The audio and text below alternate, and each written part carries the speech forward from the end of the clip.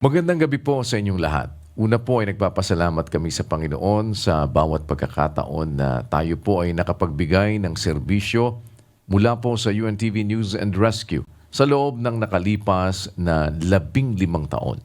At ito po ay kaugnay ng ating advokasya na tulong muna bago balita. Ang isinasagawa po nating programa kapag ganitong nagtatapos ang taon ay isa lamang po ito sa mga malalaking event na siniserbisyuhan ng atin pong mga team. At sa awa po at tulong ng Panginoon, mula ng ating pasimula ng ating operation way back 2010, araw-araw po ay 24 na oras na nakabantay ang ating team at tinutugunan ang bawat tawag ng ating mga kababayan sa abot ng atin pong makakaya. Nandyan po ang mga responde natin sa mga aksidente sa kalsada araw at gabi. Ang bawat paglilinis ng sugat, paglalagay ng splint sa mga nabalian, pag-aampat ng dugo, at iba pang pagbibigay ng first aid sa mga pasyente ay pagpaparamdam ng ating pagmamahal at paglingap sa kapwa. Ngayon po ay mayroon tayong first responders na rumoronda sa ating mga kalsada para sa mas mabilis nating pagresponde. At sinisikap po natin sa tulong at awa ng Panginoon na higit pang mapaghusay ang mga libreng serbisyo na inihahatid namin sa inyo. Meron po tayong mga kababayan na kinailangan po nating ibiyahe mula sa kanilang bahay patungo ng ospital o sa ibang lugar. Kahit po minsan ay mahihirap ang kalsada o dinadaanan, ay masaya po kami na kayo ay aming mapagsilbihan. Sa taong 2025 ay 23 bagyo po ang pumasok sa Philippine Area of Responsibility.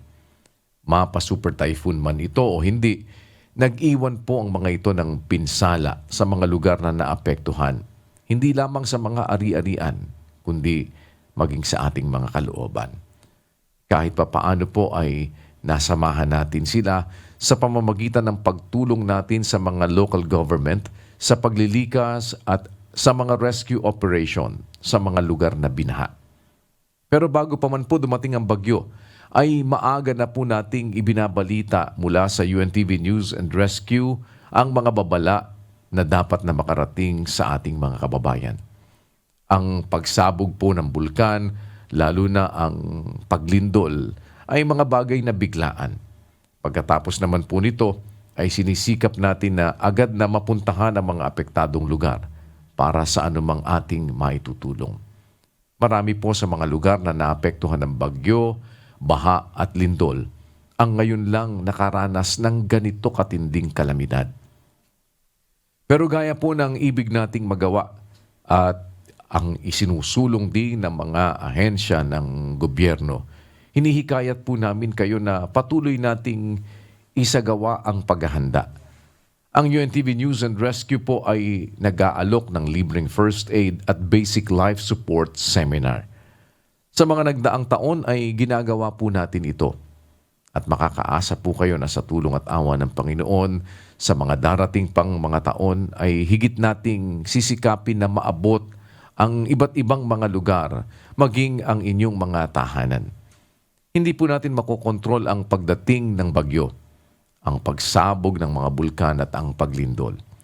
Pero maaari po tayong makapaghanda para makapagligtas ng kapwa at maging ng ating mga sarili. At higit sa lahat, ang atin pong pagtitiwala sa magagawa ng Panginoon, ang ating mahigpit na pananalangin at pagdaing at paghingi ng awa ng Diyos. Higit po ito na makapag-iingat sa atin. Maasa po kami sa anumang paraan na kami ay maaaring makatulong. Pahintulutan po ninyo sa tulong at awa ng Diyos na higit kami na makapagsilbi. Muli, isang magandang gabi po sa inyong lahat.